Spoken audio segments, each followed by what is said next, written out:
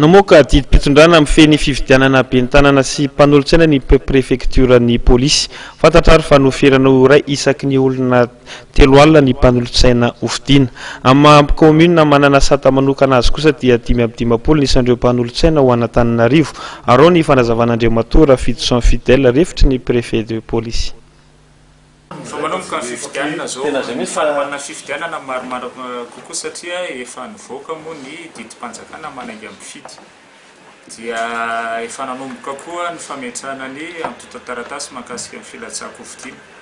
dia manoloana an'izay dia araky ny didy aman-dalàna manankera eto amin'ny tany sy ny fanjakana dia anjaran'ny préfecture de police ny mamaritra ny isan'ireo mpanolontsaina ny tanàna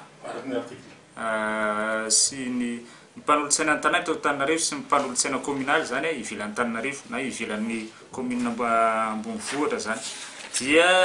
misy lalàna moa mamaritra an'izay zany dia loi 2014/020 ao amin'ny article 310 io dia lalàna mahakasika ny collectivité territoriale décentralisée le lalàna farany teo dia araky ny article 307 amin'ny lalàna io any koa zany dia amin'ny fomba izarana an'izy zany ohatra zao lafiny teknika moa izy hoe mpanolontsaina raiky na ho an'ny tanàna ambonivohitra na ambanivohitra commune urbaine na commune rurale zany un conseil par tranche de 30 000 habitants zany isaky ny 3 alina zany ny samponina dia mahazo mpanolontsaina raiky dia ny fomba izarana an'izy zany ohatra zao hoe raha commune urbaine zany izy raha zafady fa atao amin'ny teny français nga metimety koa raha latsaka na hoe inférieur à 50 000 habitants dia 9 conseils municipaux en commune urbaine zany raha ohatra 50 001 à 80 000 habitants dia 11 conseils dia raha 80 000 à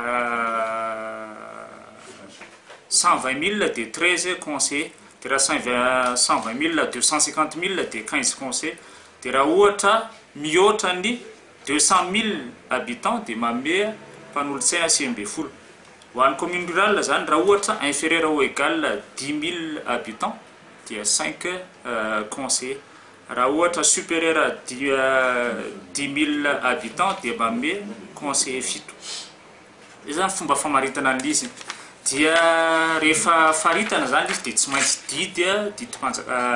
didim-pitondrana azafady arrêté zany ny mamaritra an'izy zay raisin'ny préfecture ny tanàna Antananarivo dia ny mamaritra zany ny isan'ny mpanolontsaina ny tanàna eto Antananarivo renivohitra araky ny hoe sata manokana Antananarivo dia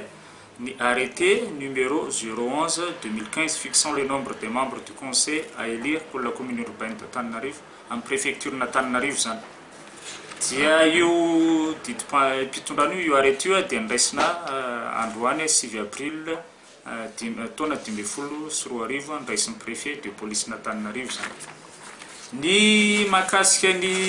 mpanolontsaina kosa zay ivelan'ny Antananarivo zany zany ao anatin'ny région Analamanga Ray Manontolo zany faritra Analamanga Ray Manontolo dia ny arrêté numéro 012/2005 zay niraisina androany koa zany fa 2015 azafady fa 6 avril 2015 zay niraisin'ny préfet de police dia tiana marihana fa ao anatin'ny région Analamanga zany dia misy district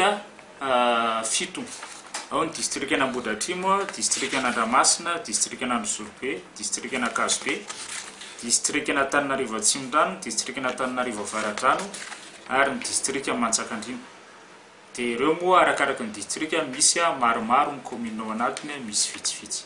fa ireo arrêté ireo zany dia niraisina samihafa satria